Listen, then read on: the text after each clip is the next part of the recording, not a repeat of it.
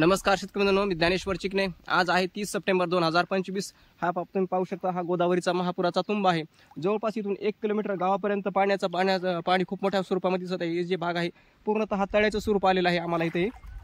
हे गोदावरी मातेचं पाणी आहे, म्हणजेच आपण आता गोदावरीचं पात्र जे आपण 28 तारखेला पाणी सोडल्या गेलेलं होतं रात्री 3 लाखापर्यंत 3,15,000 क्युसेक्सपर्यंत जे पाणी गेलेलं होतं जायकवाडीचं, ते पाण्याचा परिणाम आहे हा। ते पाणी इथं आलेलं आहे गोपेगाव इथे। हे पाणी ढालेगाव बंधारे आहे, म्हणजे इथे जवळपास आलेलं आहे। ते पाणी बघा इथं वाढलेलं आहे आणि हे पाणी हे दुसरा पूर आहे। हा दुसरा महापूर आहे। ह्याच्या अगोदर आमची 22 आणि 23 तारखेला इथे ही सुद्धा मोठ्या प्रमाणामध्ये पाणी होतं। इथं सुद्धा जवळपास इथं माझ्या छातीला पाणी होते। तर अजून सध्या जर पाहिजे तर जायकवाडीचं पाणी अजून इथे छातीला पण आलेलं नाही या 30 तारखेला, पण अजून सुद्धा पाणी इथे वाढत आहे। तर पुढील पावसाचा अंदाज जर पाहिलं तर पुढील गुरुवारपर्यंत म्हणजेच 3 तारखेपर्यंत राज्यामध्ये पावसाचं प्रमाण जे अत्यंत कमी होणार, विखुरलेल्या स्वरूपात फक्त तुरळक ठिकाणीच पाऊस पडणार आहे। ज्या शेतकऱ्यांची सोयाबीन पावसापासून या पुरापासून जी वंचित राहिलेली आहे, म्हणजे ती सुरक्षित राहिलेली आहे, ते शेतकरी मात्र सोयाबीन काढू शकतात। त्यामध्ये या 3 दिवसामध्ये ज्यांची सोयाबीन काढणीला आली त्या शेतकऱ्यांचे परत अजून पाऊस सुरू होणार आहे। त्यामध्ये 4 तारखेपासून मराठवाड्यामध्ये व 3 तारखेपासून विदर्भामध्ये पाऊस सुरू होणार आहे। हा पाऊस पण जे येणार आहे 3-4 तारखेपासून ते 7 तारखेपर्यंत जो पाऊस पडणार आहे आपल्या राज्यामध्ये, तो पण पाऊस जोरदार स्वरूपाचा पडणार आहे। त्यामध्ये सुद्धा सावध व सतर्कतेचे राहण्याची गरज आहे आपल्याला।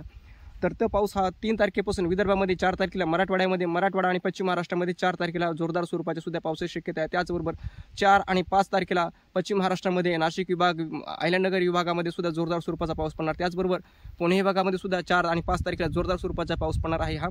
आणि नाशिक विभागामध्ये सुद्धा 4-5 तारखेला जोरदार स्वरूपाच्या पावसाची शक्यता आहे। एकंदर पाहिजे ते पूर परिस्थिती ह्या 2 दिवसापासून पाऊस उघडलेला, म्हणजे जवळपास 48 तासापासून पाऊस पूर्णतः उघडलेल्यामुळे, नाशिकपासून जे पाऊस उघडलेल्यामुळे थोडीफार पूर परिस्थिती आटोक्यात आली, हे आपण असं म्हणू शकतो। एकंदर या पूर परिस्थितीपासून खूप भयंकर जर नुकसान जर झाले, पण ही पूर परिस्थिती जी आहे वॉटर बॉम्ब असे म्हणू शकतो आपण। वॉटर बॉम्ब सारखा ही पूर परिस्थिती निर्माण झाली होती, पण ही थोड्या प्रमाणामध्ये जी भयावह पूर परिस्थिती निर्माण झाली असती, जी की पाऊस अजून जर थोड्याफार प्रमाणामध्ये 10-12 तास त्यावेळेस जर पाऊस सुरू राहिला असता, तर म्हणजे 27 आणि 28 तारखेला जर पाऊस सुरू राहिला असता तर ते मोठ्या प्रमाणात, पण ते निसर्गाची ईश्वराची कृपा की जे पाऊस थोड्याफार पाऊस जे आला आणि पाऊस उघडला, नाहीतर इथूनच अशी मोठ्या प्रमाणामध्ये इकडून इकडून तुंब आलेला आहे 1 किलोमीटर, तर इकडून तुंब येण्याच्या ऐवजी हा पश्चिमेकडूनच पूर्वेकडून अशी धार पडलेली असते। अनेक असे शेतकरी आहेत की ज्यामध्ये अनेक शेतकऱ्यांचे सुद्धा पिकं हे पाण्याखाली तर गेलेले आहेच, पण जे गावं सुद्धा ह्यामध्ये गेलेले असते। गावं शेती सुद्धा उद्ध्वस्त झालेली असते याच्यामध्ये मोठ्या प्रमाणामध्ये। सध्या जर पाहिजे तर खूप मोठ्या प्रमाणामध्ये शेती उद्ध्वस्त झाली। इथं मी तुम्हाला बऱ्याच वेळेस व्हिडिओ दाखवलेला होता, आपण टाकलेला होता की सोयाबीन माझी ही परतीच्या पावसामध्ये घेणार नाही असं आपण सांगितलं, आणि पुराचा धोका सुद्धा आहे त्यात सांगितलेलं आपण। अगदी सोयाबीन परतीच्या पावसामध्ये आली नाही, पण सोयाबीन ही पुराच्या पाण्यामध्ये गेलेली आहे। आणि आपण तसा अंदाज पण दिलेला होता की पुराच्या पाण्यामध्ये माझी सोयाबीन जाण्याची शक्यता जवळपास 60 ते 70% जाण्याची शक्यता। यावर्षी खूप मोठ्या प्रमाणामध्ये पाऊस पडणार आणि पूर येणार, हे आपण असे अंदाज गेली 4-5 महिन्यापासून किंवा डिसेंबरपासून सुद्धा आपण सतत देत आहोत। त्याप्रमाणे इथे सुद्धा महापूर मोठ्या प्रमाणामध्ये आलेला आहे। आणि पुढे जर पाहिजे अजून पुढे 6-5-6 तारखेला सुद्धा मोठ्या प्रमाणामध्ये पावसाची शक्यता आहे। त्याच वेळेस तुम्ही सुद्धा सावध व सतर्क राहायची गरज आहे। आणि माझं एक म्हणणं आहे की ज्यावेळेस आता जायकवाडीचं पाणी जे आहे, ते जायकवाडीचं पाणी आता थोड्या प्रमाणामध्ये कमी होत जाणार आहे। आणि आज 30 तारीख आहे, 2 तारखेला पण आणि 2 आणि 3 तारखेला पावसाची शक्यता मराठवाड्यामध्ये नाही, पण जायकवाडीचं पाणी जे आहे ज्यावेळेस आज सध्याच्या वेळेला जर पाहिलं तर जायकवाडी धरण हे 99% भरलेलं आहे। म्हणजे ज्यावेळेस हा पाऊस येणार आहे, त्यामध्ये पूर्वेकडून पाऊस येणार आहे, त्यावेळेस मात्र जायकवाडीमध्ये परत अजून पुन्हा पाणी साठलं जाऊ शकतं।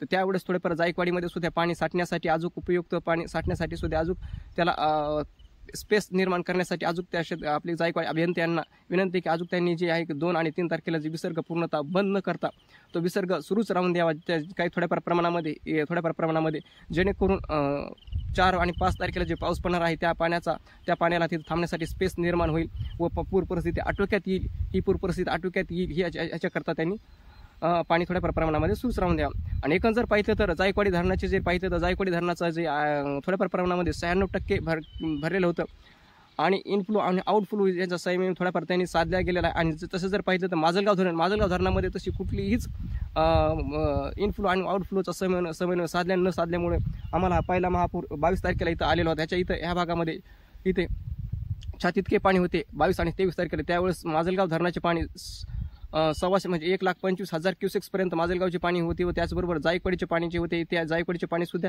जवळपास 1,25,000 ते 1.5 लाखापर्यंत जायकवाडीचे सुद्धा पाणी गेलेले आणि त्या कालावधीमध्ये म्हणजे 22 आणि 23 तारखेला जोरदार स्वरूपाचा पाऊस असल्यामुळे काय झालेले की पाणी जे आहे पैठणपासून जे पाणी म्हणजे जायकवाडीपासून जे पाणी आहे ते पाणी जे आहे ते मोठ्या पावसामध्ये खूप मोठ्या प्रमाणामध्ये आल्यामुळे इथं मोठी पूर परिस्थिती निर्माण झाली. म्हणजे तिन्हीचा संगम त्यामध्ये पैठणचा आणि माजलगाव धरण आणि पावसाचा संगम झाल्यामुळे मोठ्या प्रमाणामध्ये त्यावेळेस 22 ते 23 तारखेला खूप मोठ्या प्रमाणामध्ये पाणी आलेले होते. आणि आता जर सध्या जर पाहिजे तर 3 दिवसापासून पाऊस उघडलेला हा जे पाणी आहे फक्त आता आहे जायकवाडीचंच पाणी आहे आणि हे पाणी थोड्या प्रमाणामध्ये अजून चढण्याची पण शक्यता आहे. तर हा झाला आपला अंदाज. तर माऊली चिकणे हवामान अंदाज यूट्यूब चॅनलला तुम्ही सबस्क्राईब करायला विसरू नका, शेअर करायला विसरू नका. धन्यवाद.